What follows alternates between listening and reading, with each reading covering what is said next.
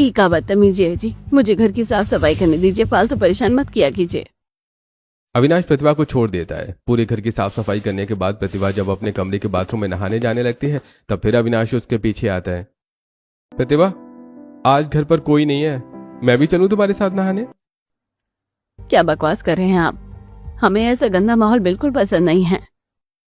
एक बार फिर अविनाश का दिल टूट जाता है। फिर दोपहर में दोनों हॉल में खाना खाने बैठते हैं। खाना खाने के बाद प्रतिभा अपनी माँ को फोन लगा देती है। हाँ माँ, आज घर पर कोई नहीं था तो मैंने पूरे घर का कोना कोना साफ कर दिया। यह औरत कभी नहीं सुधरेगी। जब घर वाले होते हैं तो कहती है कि मम्मी पापा हैं, और आज कोई नहीं है तो इसे माँ की पड़ी है। इसे मेरी कोई फिक्र ही नहीं है। ठीक है, अब मैं भी वही करूंगा जिससे मुझे खुशी मिले। अविनाश तुरंत उठकर कमरे में जाता है और पूनम को कॉल मिलाकर उससे बात करने लगता है। उस दिन के बाद से अविनाश प्रतिभा से पूरी तरह कटना शुरू कर देता है। प्रतिभा घर की कोई बात बताती तो वो सिर्फ हाँ हूं करता। फिर एक दिन अविनाश सुबह घर से ऑफिस की मीटिंग का बहाना बनाकर पूनम के शहर उससे मिलने पहुंच जाता है। दोनों एक कैफे में एक दूसरे का हाथ पकड़कर बैठे हुए हैं। क्या बात है जीजू, आजकल आप मुझ पर कुछ ज्यादा ही ध्यान दे रहे हैं। रोज कॉल रोज मैसेज, और आज तो सीधे यहाँ मिलने भी आ गए। हाँ पूनम, क्योंकि तुम भी तो मुझ पर ध्यान देती हो। सच बताऊं, तुम मुझे बहुत दिलचस्प और अट्रैक्टिव लगती हो। बात तो सही है जीजू, पर आप शादीशुदा हैं। आपने मेरी सगी दीदी से शादी की है। शादी तो की है, पर मुझे अब एहसास हो रहा है कि मैंने गलत इंसान से शादी कर ली। वो बदलने को तैयार ही नहीं है। मेरी माँ तुम्हारी माँ को बचपन से जानती थी, इसलिए उन्होंने हमारा रिश्ता तय कर दिया। मुझे लगा था कि मैं उसे शहर के हिसाब से ढाल लूंगा, पर वो तो गवार की गवार ही रहना चाहती है। मुझे जो प्यार पत्नी से चाहिए था वो मुझे तुमसे मिल रहा है। अविनाश का हाथ चूमते हुए।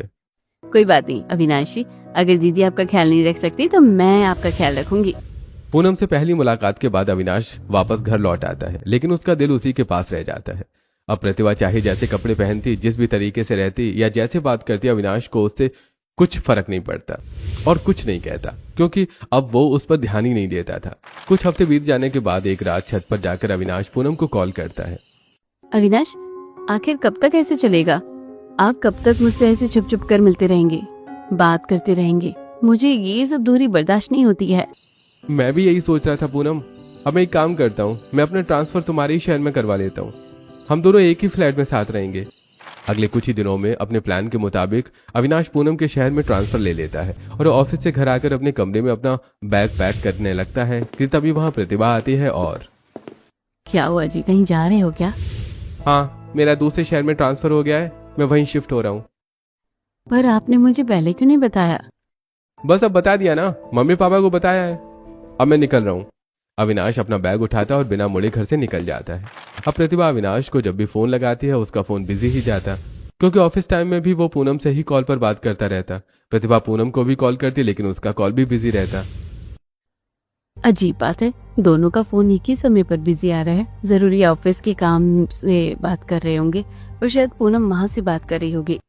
ये सोच ही रही होती है कि तभी उसकी माँ उमा का फोन आ जाता है। माँ, आप अपनी पूनम से बात कर रही थी क्या? नहीं तो बेटी, बहुत दिन हो गए हैं, मेरी उससे कोई बात नहीं हुई। क्यों, क्या हुआ? कुछ नहीं माँ, बस उनका ट्रांसफर हो गया, वो दूसरे शहर चले गए हैं। मेरा यहाँ मन नहीं लग रहा है। कोई बात नहीं बेटा, दामाद जी को पहले वहाँ सेटल हो जाने दे, फिर तू भी वहाँ शिफ्ट हो जाना। प्रतिभा कई दिनों तक अविनाश से बात करने की कोशिश करती रही, पर वो उससे ठीक से बात नहीं करता। फिर एक शाम प्रतिभा पूनम को वीडियो कॉल करती है। पूनम गलती से वीडियो कॉल उठा लेती है। हेलो पूनम, कैसी है? तू क्या कर रही है? हाँ दीदी, मैं अच्छी हूँ, बस ऑफिस से घर आई हूँ। तभी प्रतिभा कमरे के पीछे के बैकग्राउंड में अविनाश का चेहरा शर्टलेस हालत में हल्का सा देखती है। हैं, ये क्या पूनम, तेरे पीछे वो जीजू थे क्या? नहीं नहीं दीदी, जीजू यहाँ कैसे हो सकते हैं? वो तो किसी दूसरे शहर में है ना। तुम्हारा वहम है, मैं फोन रखती हूँ, मुझे काम है। पूनम तुरंत फोन काट देती है। पूनम को तो कभी बताया ही नहीं था कि उसके जीजू का ट्रांसफर हो गया है और वो दूसरे शहर में है। फिर पूनम को कैसे पता चला? प्रतिभा के दिमाग से ये बात निकल ही नहीं रही थी। ऐसे कई दिन और गुजर जाते हैं। प्रतिभा बार बार कॉल करके अविनाश से बात करने की कोशिश करती, लेकिन वो उसे हर बार इग्नोर कर देता। फिर एक शाम ऑफिस से पूनम के साथ लौटकर जैसे ही अविनाश फ्लैट में पहुंचता है, प्रतिभा का कॉल आ जाता है। गुस्से में अविनाश कॉल रिसीव करता है और क्यों बार बार फोन करके परेशान करती हो प्रतिभा, मुझे काम है। तभी उसके पास खड़ी पूनम। अरे जान, आप किससे बात कर रहे हो? ये किसकी आवाज थी? कोई लड़की बोल रही थी आपके पीछे से। अब किसी की नहीं, तुम्हें गलत फहमी हुई है, रखो फोन। अविनाश हड़बड़ाकर फोन कट कर देता है। अपने कमरे में बिस्तर पर बैठी प्रतिभा फोन साइड में रखती है और उस दिन वीडियो कॉल में भी पूनम के घर उनका चेहरा दिखा, आज फोन पर पूनम की आवाज आई। दाल में कुछ काला है, पूरी दाल काली है। मुझे खुद जाकर सच्चाई का पता लगाना होगा। अगले दिन सुबह प्रतिभा बिना किसी को बताए पूनम के शहर उसके फ्लैट पर पहुंच जाती है। वो सीधे अंदर जाती है। ऑफिस जाने के लिए तैयार पूनम उसे अचानक सामने देखकर हड़बड़ा जाती है।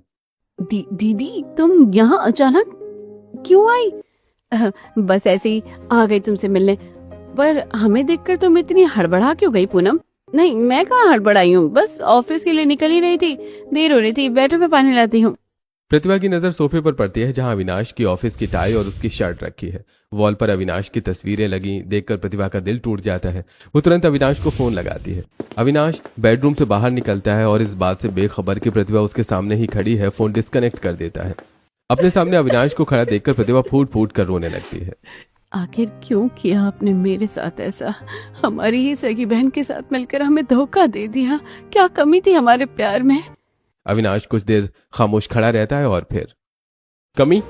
अरे कमी तुम खुद हो प्रतिभा। तुम एक गांव की गंवार लड़की हो। मैंने तुम्हें कितना समझाने की कोशिश की, मॉडर्न बनने को कहा, पर तुम्हें मेरे अलावा पूरी दुनिया की फिक्र थी। तुमने कभी मुझे एक पत्नी का सुख नहीं दिया।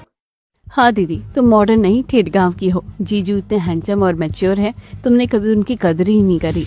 मुझे उनसे ये परेशानी देखी नहीं गई और हम दोनों कब एक दूसरे के करीब आ गए हमें पता ही नहीं चला।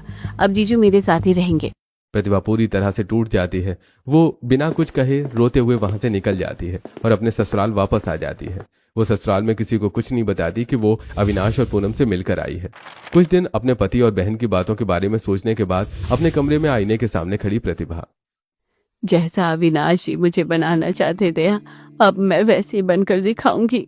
प्रतिभा खुद को पूरी तरह बदलने का फैसला करके मॉल से शॉर्ट्स और मॉडर्न वेस्टर्न कपड़े खरीद कर लाती है और फिर एक बेहद छोटे शॉर्ट और टॉप पहनकर हॉल में आती है जहां उसके सास ससुर गायत्री और महेंद्र बैठे हैं। अरे बहू, ये क्या बदतमीजी है? तुमने ये कैसे कपड़े पहने हैं? बहू, क्या पागलपन है ये? होश में है तू? घर की मर्यादा भूल गई है क्या? प्रतिभा कुछ नहीं बोलती, बस एक अजीब सी मुस्कान के साथ किचन में चली जाती है। अब प्रतिभा घर में मॉडर्न कपड़ों में ही रहती।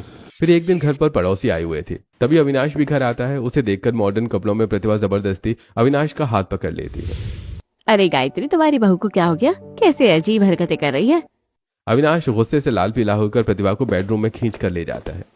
ये क्या तमाशा लगा रखा है तुमने? मम्मी पापा ने सब बताया कि तुम्हारी हरकतों के बारे में। जैसी हो वैसी बनकर क्यों नहीं रहती? क्यों जी, मैं जैसी थी वैसी रहती तो आपको पसंद नहीं आता था। आपको तो शहर की मॉडर्न लड़कियां पसंद है ना, तो मैं वैसी ही बनने की कोशिश कर रही हूँ। अब क्या परेशानी है?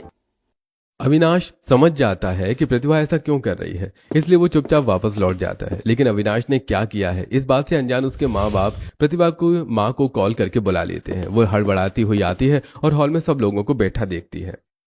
उमा बहन, तुम्हारी बेटी पागल हो गई है। हमने बहुत बड़ी गलती की जो गांव की बेटी समझकर इससे अपने बेटी की शादी कर दी। ये रोज घर में छोटे कपड़े पहनकर तमाशा करती है। अगर ऐसा ही चलता रहा तो हम इसे घर से निकाल देंगे। बता बेटी, तू ऐसा क्यों कर रही है? क्यों अपने ससुराल वालों को परेशान कर रही है? माँ, मैं पागल नहीं हूँ, असली पागल तो आपका दामाद और आपकी शहरी बेटी पूनम है। प्रतिभा अपने पति और बहन के बारे में जो कुछ भी जानती थी वो सब सच सच बता देती है। मुझे तुम्हारी बातों पर भरोसा नहीं है। मैं इस बात को नहीं मान सकती कि मेरी शहरी बेटी गांव की बेटी का घर उजाड़ सकती है। तो ठीक है, आप सब चलिए हमारे साथ, सच अपनी आंखों से देख लीजिए। प्रतिभा उन सबको अविनाश और पूनम के फ्लैट में ले जाती है जहां पहुंचने में शाम हो चुकी थी। तब तक वो दोनों ऑफिस से आकर हॉल में सोफे पर एक दूसरे का हाथ थामे बैठे थे। तभी महेंद्र, गायत्री, उमा और प्रतिभा एक साथ हॉल के अंदर दाखिल होते हैं। अविनाश और पूनम डरकर खड़े हो जाते हैं। मुझे लगा था कि आप बड़े संस्कारी परिवार के हैं, ऐसे संस्कार दिए आपके माँ बाप ने। आप मेरी दोनों बेटियों की जिंदगी तबाह कर रहे हैं। उमा बहन, मेरे बेटे पर उंगली उठाने से पहले अपनी इस शहरी बेटी को देखो जिसने अपनी ही सगी बहन का घर उजाड़ दिया। उमा पूनम को थप्पड़ मारने के लिए हाथ उठाती है। नीच लड़की, तुझे शर्म नहीं आई अपनी बहन का घर उजाड़ते हुए? मौसी जी, कमी सिर्फ भैया की नहीं है। भैया ने भाभी को बदलने की कितनी कोशिश की, अपनी परेशानी बताई, पर भाभी बिल्कुल नहीं बदली। वो हमेशा गंवार बनी रही। तो भैया क्या करते? बस, आपस में बहस करने से समस्या नहीं सुलझेगी। हमें ठंडे दिमाग से सोचना होगा, वरना इन तीनों बच्चों की जिंदगी हमेशा के लिए बर्बाद हो जाएगी। इस समस्या का कोई समाधान नहीं होगा भाई साहब। हर समस्या का समाधान बातचीत से निकल सकता है। महेंद्र जी अविनाश के पास जाते हैं। अविनाश बेटा, तूने ऐसा क्यों किया? पापा, मैं सिर्फ अपनी पत्नी का प्यार चाहता था, पर इसने मुझे अच्छे खाने और साफ घर के अलावा कभी एक पत्नी का सुख नहीं दिया। मुझे जो इससे नहीं मिला वो पूनम में दिखा। पूनम तू बता, तूने अपनी बहन के पति पर डोरे क्यों डाले? माँ मुझे माफ कर दो, मेरा ऐसा कोई इरादा नहीं था, पर जीजू जब भी अपनी परेशानी बताते थे मैं उनकी तरफ अट्रैक्ट होती चली गई। मुझे समझ ही नहीं आया कि कब ये सब हो गया। मुझे माफ कर दो माँ, मुझे अपनी गलती का एहसास हो गया है। अविनाश के सामने हाथ जोड़कर खड़ी प्रतिभा। मुझे भी माफ कर दीजिए, मुझसे बहुत बड़ी भूल हो गई है। मैं समझती थी कि अच्छा खाना खिलाना, आपके कपड़े प्रेस करना और परिवार का सम्मान करना ही पति का प्यार होता है, पर जब आपने ये सब किया तब मुझे समझ आया कि एक पति को अपनी पत्नी का शारीरिक और मानसिक साथ भी देना चाहिए होता है। मेरे प्यार में ही कमी थी। अब इस माफी का क्या फायदा प्रतिभा? फायदा है बेटा, गलतियां सबसे होती हैं, पर गलती का एहसास होना और माफ कर देना सबसे बड़ी बात है। प्रतिभा को अपनी गलती समझ आ गई है। तुम दोनों एक दूसरे को एक और मौका दो। थोड़ा तुम बदलो, थोड़ा बहू बदलेगी। जिंदगी में थोड़ा एडजस्ट तो करना ही पड़ता है। अविनाश प्रतिभा की तरफ देखता है, उसकी आंखों में सच्चा पछतावा है। अविनाश का दिल पिघल जाता है। ठीक है पापा, अगर आप सब मुझे माफ कर रहे हैं तो मैं भी प्रतिभा को दूसरा मौका देने के लिए तैयार हूँ। पूनम प्रतिभा को गले से लगा लेती है। दीदी मुझे माफ कर दो, मैंने तुम्हारा घर उजाड़ दिया। अब मैं खुद तुम्हें सिखाऊंगी कि मॉडर्न और स्टाइलिश कैसे बना जाता है। उसकी जरूरत नहीं है पूनम, भाभी को मॉडर्न बनाने के लिए मैं हूं ना। सब मुस्कुराते हैं और आंखों में खुशी के आंसू लिए अविनाश को साथ लिए वापस घर की तरफ बढ़ते हैं। 3 दिन बीत जाने के बाद चौथी शाम हल्की स्ट्रीट लाइट्स में हल्के मेकअप और सुंदर सलवार सूट में बेहद प्यारी लग रही प्रतिभा अविनाश के साथ अविनाश के हाथ में हाथ डाले वॉक कर रही है। बस प्रतिभा, मैं अपनी लाइफ में तुमसे यही तो चाहता था। अगर तुम ये सब पहले कर देती तो मैं कभी पूनम की तरफ आकर्षित ही नहीं होता। प्रतिभा अविनाश के कंधे पर सिर रख देती है। मुझे माफ कर दीजिए जी, अगर मैं समय रहते ये बात समझ जाती तो हमारा घर टूटने की नौबत ही नहीं आती। वो दोनों एक दूसरे की आंखों में खो जाते हैं। हर किसी का परिवार प्रतिभा और अविनाश के जैसा नहीं होता, इसलिए बहुत सी शहरी बेटियां गांव की बेटियों के घर उजाड़ देती हैं। तो यदि आप भी गांव की बेटी हो तो अपना घर उजड़ने से बचाने के लिए खुद को जरूर बदलो।